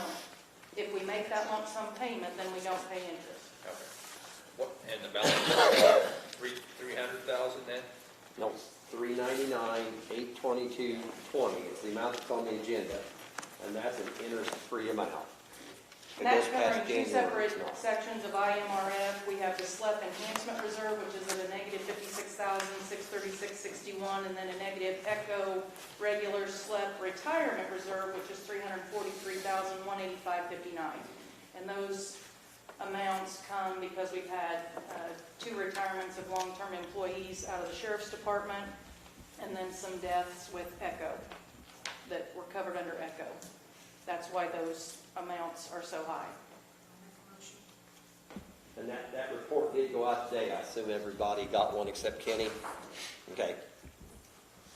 Barb makes a motion. I have a question. Oh, no, you gotta wait till after we get the motion. Okay. Barb makes a motion. Okay. Don, you got a second? I can't, I'm fine. All right. Or were you just, No? okay, okay. All right, now Teresa, you may ask a question. Okay, in what's attached to the agenda and stuff for next year, the levies and stuff, the $900,000, this 300 and whatever, the shortfall for this year, is that coming from the money that was levied for this year? Is that? Which sheet are you talking about? Well, The second sheet that you sent today. You don't have what she's looking at. Oh. I was going to say, I don't see anything on this that says levy. Do you understand what I'm asking? From last year, was this money levied that we're going to use this $300 and some thousand dollars to The make? levy was When we $900 last levy year. for IMRF, it goes into one fund. The only money we can take out of that fund is money that we pay IMRF. So, yes, any money that we send IMRF is out of the IMRF fund by statute. That's where this money's going to come from. It was levied last year then for IMRF. Well, it'll partly come, from last year, what we paid in this year, the levy you're going to pass, because part of that is going to come out of, what we'll pay this year, but this exact amount, yes, is coming out of what is there now. Okay, I got another question. The 2 accounts that are showing negative balances and stuff, how many people are in those, drawing from those 2 accounts? It'd be anyone that's ever retired out of the county. No, not out of those 2 accounts. Well, it would be SLEP, like I said, we had 2 long-term employees out of the Sheriff's Department that created that $343,000. Because one of them, their retirement amount was $648,000 estimate, I guess. The other one was 500 plus. So we have a certain amount in there. But then when they retire, if we don't have the reserves to cover that, then... But nobody else is being put into these 2 accounts at this time then? They're going into the other accounts that are funded then and stuff? When we may have had some... Spouses maybe if somebody... If there's a death benefit and there's a surviving spouse, very, different. Mandy, our IMRF rep, will be here in January. You can ask her all the specific questions then as to... That's what I asked her today, and that's what she told me. It's based on retirements and deaths for those 2 numbers. Okay. Where do we stand on the ECHO? Is this, we're reaching the end of that? I know when I started, it was over $2 million that we were being taxed for No, interest on. this amount, this 399 puts us at a zero balance. To the zero balance, finally. Yes. Yeah. We paid $300,000 last year, I think $300 the year before that, and in December of 18, we paid $500,000. Yeah, it's been a big burden for a long time. Right. We didn't pay on it a long time. And some years it won't be as high because you might not have those larger retirements. Yeah. I know we've had 2 employees pull out their money in the last couple months, and I asked Mandy about that. So what the county has matched, since they pulled it out prior to retirement, that money will stay in our fund, but she said it really won't show until 2023. But it's money that's going to be there that they're not going to receive. the sheet that we got today that shows like the $1,108,000 in that bank account, that's approximately what we have that we're gonna pay the $399 out of, correct? Yeah, the balance of 1120, on 1122 was that amount. Right, the $1,108,000. That's the IMRF fund that we are gonna pay IMRF out of. And then it was on the bank accounts, I assume, that we received today also, this morning. IMRF When you is on sent all the that bank account. accounts, there's an IMRF bank account, which I think showed that same amount in it. Probably because we only add to IMRF when we do a disbursement. We've done our last disbursement for the year. It's the only thing that feeds that fund. So that fund, once we pay out this $399, is gonna go down $400,000. And hopefully July of next year, we'll do our first disbursement. Fingers crossed. And there should be more than that come in. I think you levied $900,000 again this year. Right, yep, And we typically get 65% in the first disbursement. okay. Any other questions on that? Okay, we'll do a roll call on that one. Kenny Barr, Yes. Barbara Bennett, Yes. Mark Bennett, Yes. Teresa Bain, Yes. Paul Candidate, Yes. Dennis Turnovich, Yes. Jesse Durbin, Yes. Julie Edwards, Yes. Gary Gergany, Yes. Rod Height, Yes. Larry Lenz, Yes. Robert Orman, Yes. Gary Patterson, Yes. Derek Piercy, Yes. Robert Simpson, Yes. Jeff Slifer, Yes. Yes. David Switz, Yep. Don Tate, Yes. Lynn Williams, Yes. Sharon Oden. Yes. Motion passes unanimously. 20 ayes.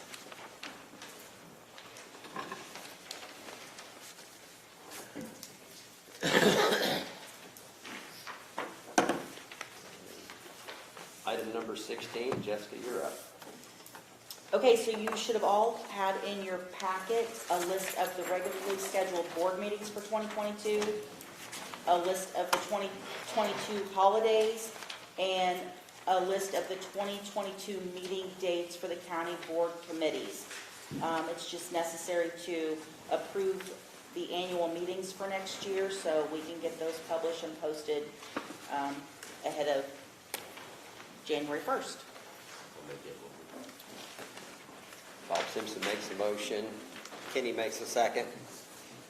Any questions? All in favor? Aye. Aye.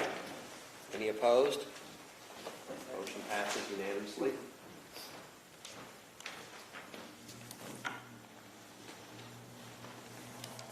Next item is myself. I think you've all got the tax levy for next year, the 21 tax levy for 22. And what you've got in front of you is what the Budget Committee passed on November the 24th. And basically as a total, the total amount of taxes went up approximately $77,000 as far as what's going to be income to the county with those tax levies. And the tax rate actually should go down slightly. It was on the right sheet. It was 1.08156, and the projected new rate's 1.06032. So the rate will go down slightly. Our assessments were up.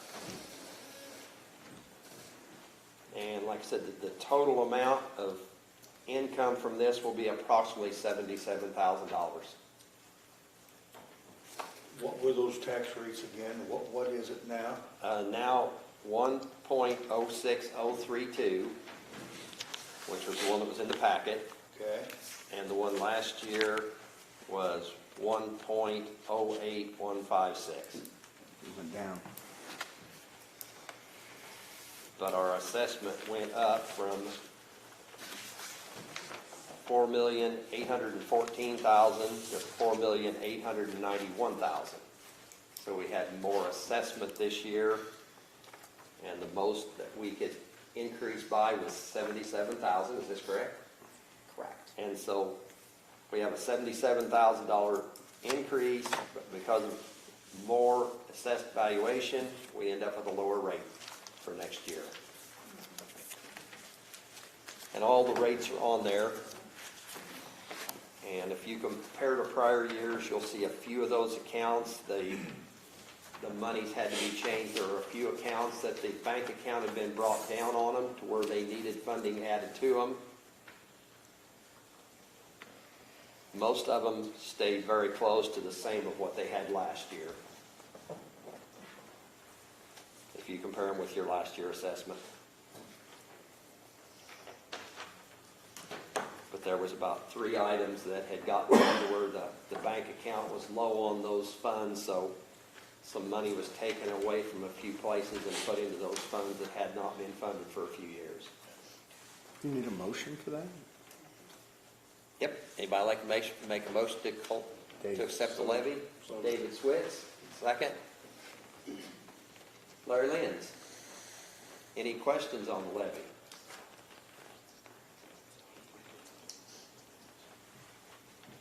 Okay, we'll take a roll call vote. Kenny Barr, Yes. Barbara Bennett, Yes. Mark Bennett, Yes. Teresa Bain, Yes. Paul Candidate, Yes. Dennis Durnovich, Yes. Jesse Durbin, Yes. Julie Edwards, Yes. Gary Gergany, Yes. Rod Height, Yes. Larry Lenz, Yes.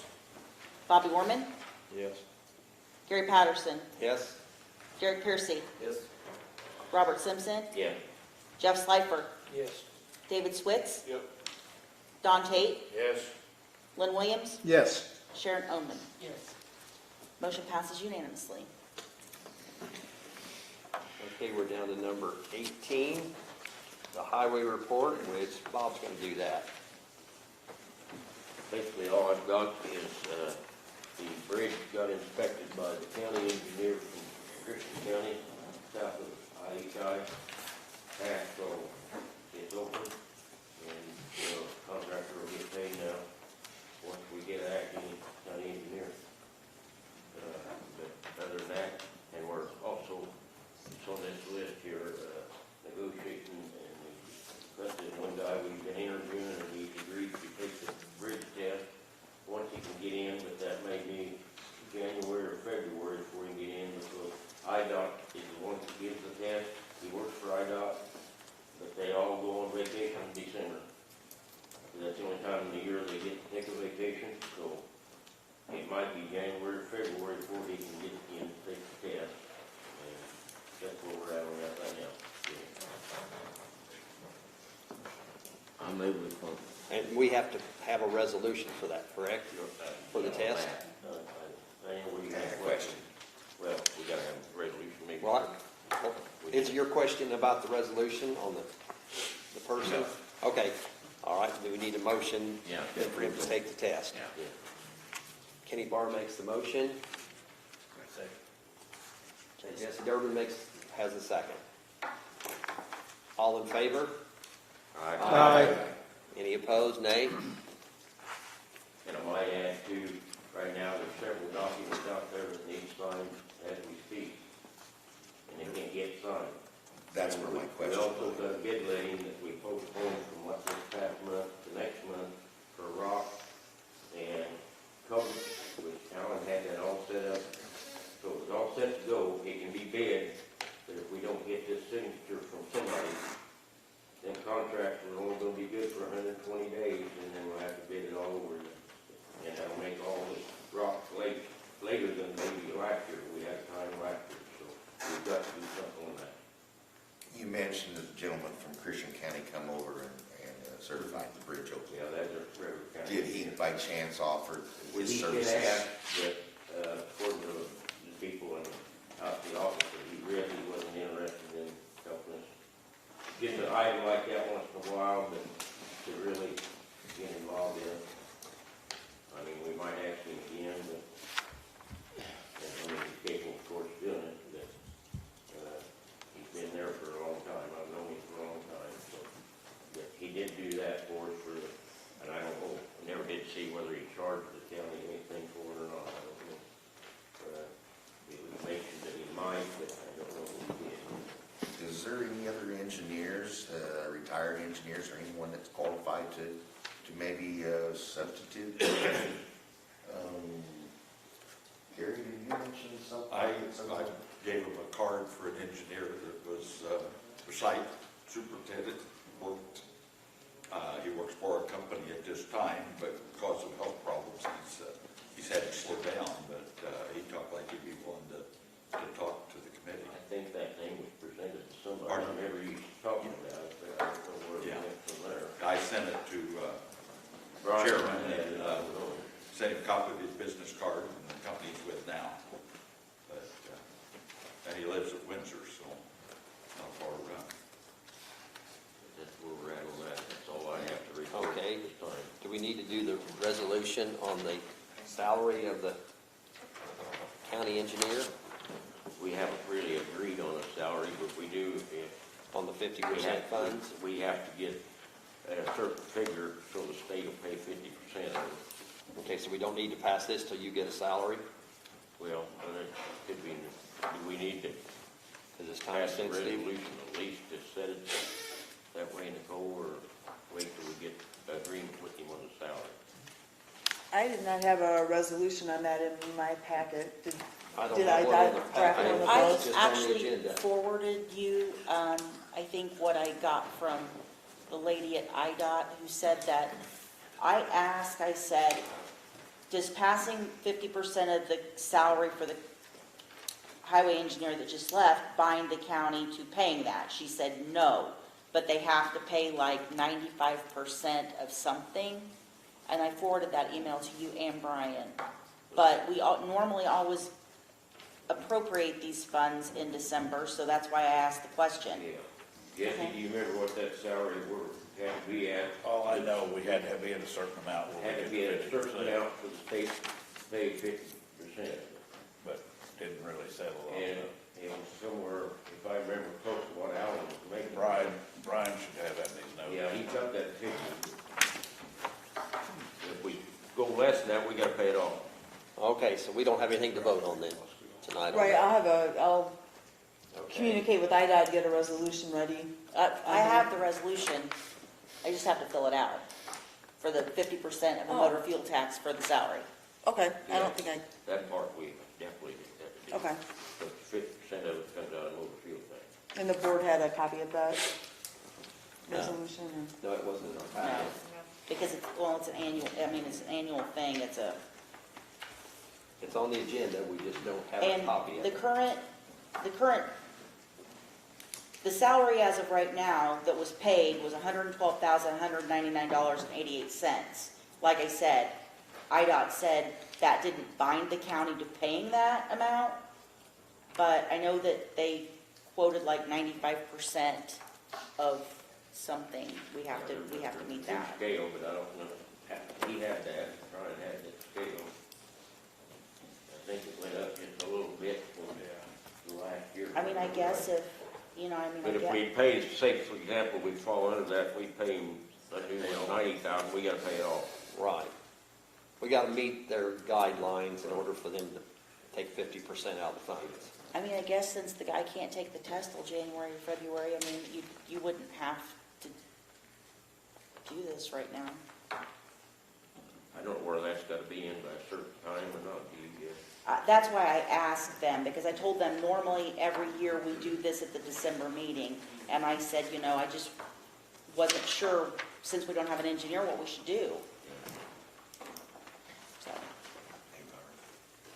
Why can't we just pass it? Why don't we just go ahead and pass it? Doesn't give us a certain amount though, so this is something we have to do in order to save money. Yeah, we have to do the 50%.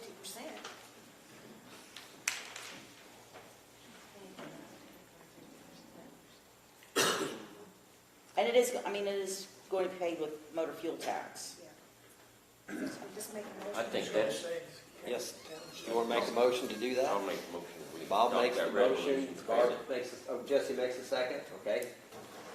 That we pass the resolution to take 50% of the salary from motor fuel tax. Yeah. It'll have to come with taxpayers' money. Correct. For the fuel tax. And she's right, I know we do that every year. Yeah. Usually we have an engineer here. Any questions? This is just a regular, this a roll call? We better do a roll call. We'll be safe. Kenny Barr, Yes. Barbara Bennett, Yes. Mark Bennett, Yes. Teresa Bain, Yes. Paul Candidate, Yes. Dennis Sturdivich, Yes. Jesse Durbin, Yes. Julie Edwards, Yes. Gary Gergany, Yes. Rod Height, Yes. Larry Lenz, Yeah. Robert Orman, Yes. Gary Patterson, Yes? Derek Piercy, Yes. Robert Simpson, Yes. Jeff Slifer, Yes. David Switz, Yep. Don Tate, Yes. Lynn Williams, Yes. Sharon. Yes. Motion passes. Motion passes unanimously. Any committee reports? Don? For the Public Buildings Committee, I received a email from the Coney outfit that the parts are in the process of being built to repair the elevator, but they had, at that point in time when I got the email, they had no firm date as far as when they would be available and when to get the repair done. So that's what I know about that. And I've complained about it from day one, and I got a call or a complaint the other day from one of our elected officials that they wish this place had more light.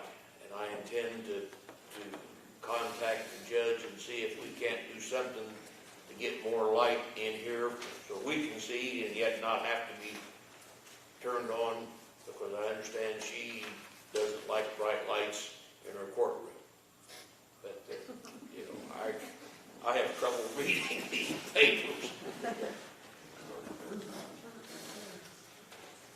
Is that all, Don? That's all I've got. Any other committee reports? Jesse? Our report on the farm, everybody knows we was under order from the Department of Ag to get rid of the noxious weeds. Well, we got that taken care of now.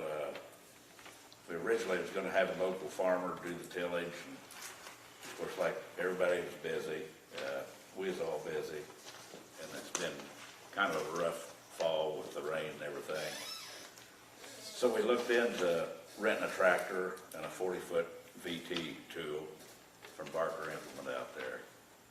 And Jeff and I discussed it with him, and he gave us a price of $85 an hour for the tractor and $10 an acre for the tool. And we got to figure, of course, it's kind of hard to figure what you're going to spend on that, but we did pretty good at staying with what we figured that was going to pay the farmer.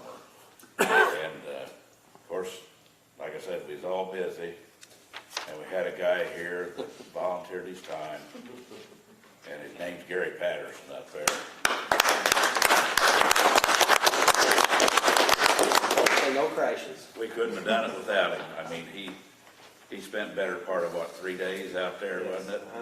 Yep, 4 partial days. And he done a good job out there, and like I said, we was between a rock and a hard spot, what we was gonna do. And Jeff here, I want to thank him a lot too, because he toted the fuel out there to him. Birthday boy. Yeah. And, Teamwork, moral support. Now I'll give him a hand too, because he helped out. And the support from all the committee too. on Yeah, that. whole committee, very supportive. And now, we was right on the money on, well, we was actually $12, I think, cheaper than what we bid on. But with us having to rent the tractor, we had to get some fuel, and that comes about $789. $700. $789, yeah, okay. And I'm gonna give you but anyway, Jeff is gonna get settled up with that there part, so. The spraying ain't been done yet. I talked to the representative from Equity today, and, well, right after Gary got done, in fact, I think it started raining on you when you took the tool back, didn't it? Mm-hmm. And it hasn't been fit to really spray it. And I talked to Jake Pfeiffer today, and he thought next week, you know, if we don't get too much rain, or don't rain tomorrow, I think, that they would get it sprayed dead. And after that, then we had a committee meeting tonight, and plans are being made for coming year. And we've got some dates already together where we're gonna talk about what we're gonna do, and And custom farming's looks like what we've all agreed on. So we're gonna try to make up a contract and all of us get together on that. So that's all I know, but it looks like we'll be able to farm it next year, easy enough then. So. Way to go, Gary. Yeah, it was Worked out. Got a window just big enough, because it did. It rained that night after I finished. But you guys didn't have to do that. I mean, that's awful nice. Yes, it needed to be done. It was way past due. It didn't need to sit a winter with 10-foot tall weeds. We won't tell you he did find a mud hole out there. Yeah, I did. I found a big mud hole, but I got it on my records. I reported to him where the mud hole was. Gary, I told you to call that technical difficulties. Yeah. I have a question for Jesse. Did you have to get a green tractor to get him to drive it, or? Well, we was trying to get a red one. They honestly told me that's what I was going to get. I didn't know I was getting green until I got there. And I got there back without a crash, so I'm a happy camper. And I surveyed the whole farm, and I can tell you, other than about a 16-acre wet spot, the rest of the farm was in very good shape. And 10-foot weeds are gone. Health department were happy. They should be thrilled. I was thrilled. People in the cemetery were thrilled, so it's all matter to me. Any other committee reports?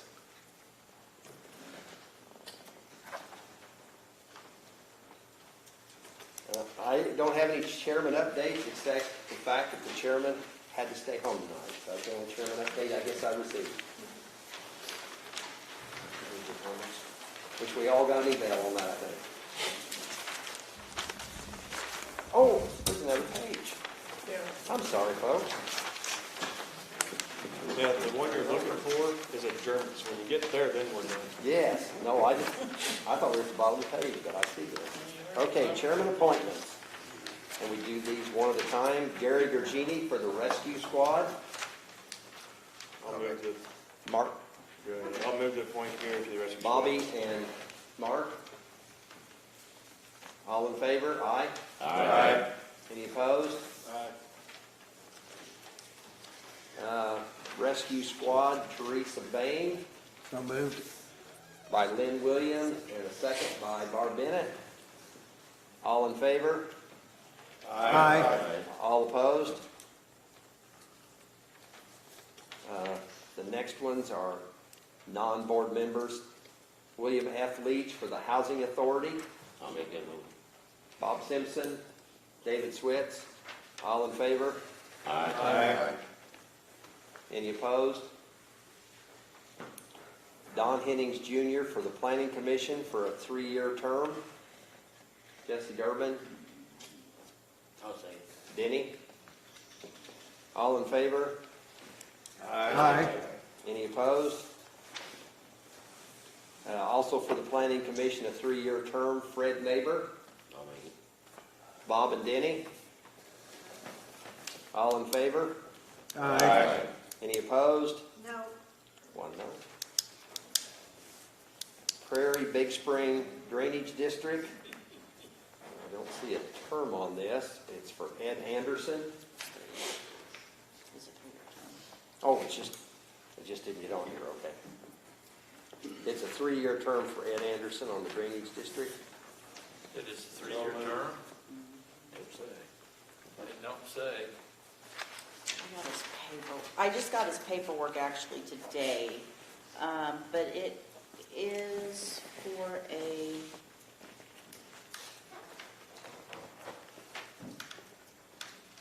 yep, 3-year term, first Tuesday of September 2021 to the first Tuesday of September 2024. Their attorney just, it's December instead of September. That's not legally correct. I talked to him, so. We can't appoint him until September, and then they could do it right next year, next September. And maybe you could talk to Mr. Crossman, since he's like, well, my farmers are busy in September, so that's why I do it in December. Okay. Mr. Crossman. That don't make no difference, that's what's in the statute, and that's what it says. Kenny Crossman, yeah. Yep. So, okay. So can we amend that to 1 year? Or do you want to pass or table it, or? actually, I don't know what the John Byers, I don't know what the term is on that, but these other three on the bottom, And you can't. there are no terms on the Okanee. I had a conversation with them as well. In fact, they don't even have a place for the board to sign. They have a place for the judge to sign. I tried to explain this to these attorneys, but I am not an attorney and therefore. I don't have a problem with appointing any of these as long as you appoint them till next September and then they can do it right. Do they need to ask for September, or can you amend it to September? That's in statute. You can't change that. We can't change Okay. that. They've got 30, well, this is our next meeting after the first Tuesday in September. Anybody want to table this until they send us the correct paperwork? Yeah, and I can call all of the attorneys. I don't know if it's 3 different attorneys or. It's just 2 different attorneys, Crossman for Big Spring Prairie and then Handigan for Town of Okanee. Okay. Anyone like to make a motion to table? Yes, I would. Okay, Jeff Schleifer makes a motion to table, second from Mark Bennett. Okay, and that's on, we gotta do these one at a time, I assume, or can we table all 3? I just table all 3. Okay, that's to table Ed Anderson, Daniel Byers, and Jolene Byers. Because they're incomplete applications, we're gonna table them. And you Got a might as well motion do and a the other, second. you might as well do the other 3 because they're not right either. No, the bottom 3 are for planning. Planning commission, that's the. So we're okay on that. Oh, I'm sorry, you're right, I'm sorry. Okay. All in favor of tabling them, aye? Aye. Any opposed? Okay. Now we're back to Planning Commission. Darren Dudwit for 1 year. Didway. Dudway? Didway. Didway. That's a hard one. Okay. It's hard. I'll make that motion. All right, Bob makes the motion since he can pronounce it. Is there a second? What we call it? I got it. Denny? I call it Dudway. Don't tell him though. Okay, all in favor, aye? Aye. All opposed? And we've got Doug Uphoff for 2 years on the Planning Commission. Denny and Larry Lenz. All in favor, aye? Aye. Any opposed? And then Chris Carlock for the Planning Commission for a 3-year term. Denny I'll second. and Bob a second. All in favor? Aye. Any opposed? Okay. Now we've got correspondences. Oh, we received a $1,500 dues refund from UCCI. And that's based on our voting members going to meetings, right? Okay, so we got a $1,500 refund from them. Got her made now, I almost missed something real important, didn't I? Okay, we're down to number 23, approval of claims. Don Tate, Larry Lenz, and that's a roll call. Kenny Barr, Yes. Barbara Bennett, Yes. Mark Bennett, Yes. Teresa Bain, Yes. Paul Canaday, Yes. Dennis Durnovich, Yes. Jesse Durbin, Yes. Julie Edwards, Yes.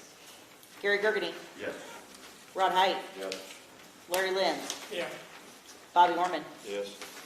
Gary Patterson, Yes? Derek Piercy, Yes. Robert Simpson, Yes. Jeff Slifer, Yes. David Switz, Yep. Don Tate, Yes. Lynn Williams, Yes. Sharon. Yes. Oh, passes unanimously, 20 ayes. Motion to adjourn.